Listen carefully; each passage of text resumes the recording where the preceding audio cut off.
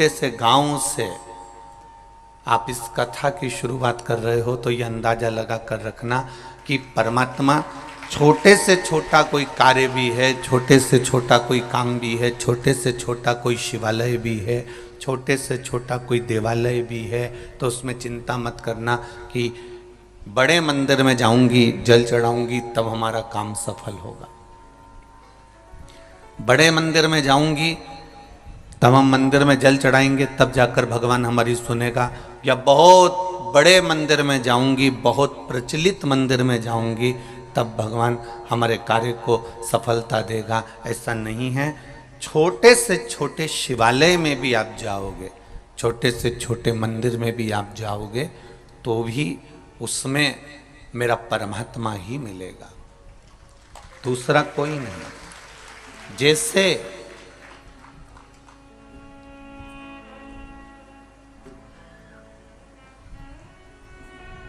जैसे कोई कहे कि अमृतसर का गुरुद्वारा प्रथम है, या नांदेड़ का गुरुद्वारा प्रथम है, या वहाँ का गुरुद्वारा बिहार का प्रथम है, पर गुरु नानक देव जी ने तो एक जैसी वाणी अपने गुरु ग्रंथ साहिब में लिखी है।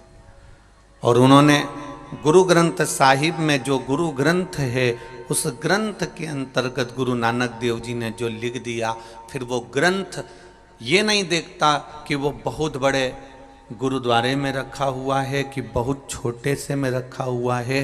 वो गुरु की वाणी, वो गुरु नानक देव जी द्वारा लिखित वो गुरु ग्रंथ साहिब जहाँ रखा रहता है, फिर चाहे आपका घर क्यों ना हो, वो भी गुरुद्वारा ही कहलाता है, वो भी गुरुद्वारा ही होता है। उसी तरह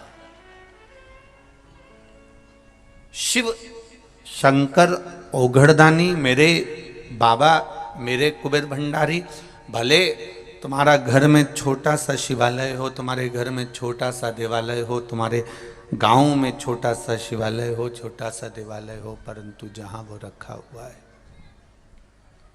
वो कोई छोटा नहीं होता। उसकी भक्ति, उसका विश्वास, उसकी दृढ़ता प्रबल होती है। तेरी कृपा बिना न हिले एक भी, लेते हैं श्वास तेरी कृपा से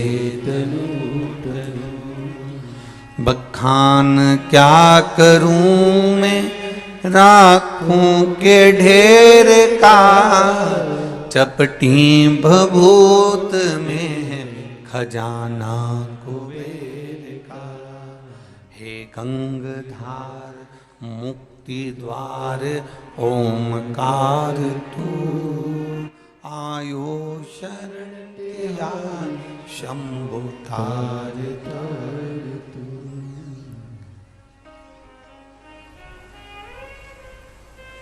क्या क्या नहीं दिया हमें, मैं क्या बखान करूं। हम क्या बखान करें, वो क्या नहीं दे दिया। उसकी शरणागति में पहुंचकर, उसके चरणों में पहुंचकर, उसके सामने पहुंचकर, उसके दरवाजे पर पहुंचकर हमने क्या नहीं पाया। आप लोग जितने लोग भी इस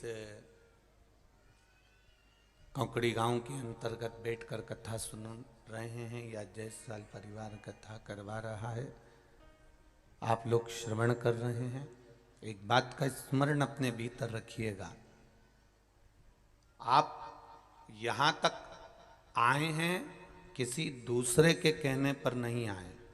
आप अपना घर छोड़कर, अपना द्वार छोड़कर, अपना दरवाजा छोड़कर उसके दरवाजे तक आए हो, तो वो भी अपना कैलाश छोड़कर, बैकुंठ छोड़कर आपके दरवाजे तक जरूर आएगा, ये निश्चित है।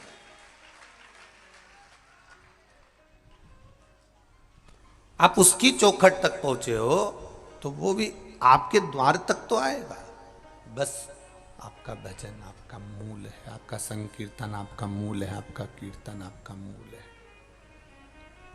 आपका मंत्र जाप आपका मूल है। जब तक श्वास रहे तब तक भगवत भजन का सुख है, जब तक दांत रहें तब तक खाने का सुख है, जब तक नेत्रों में रोशनी रहे तब तक मोबाइल चलाने का भी सुख है। लैपटॉप भी चला सकते हो, देख भी सकते हो। जब तक कानों में शब्द है तब तक सुनने का सुख है। जब तक घुटने में दम है तब तक चलने का सुख है। और जब तक घर में धन है तो दान करने का भी सुख है। उसी तरह श्वास चल रही है तब तक भजन में मन को लगाओ।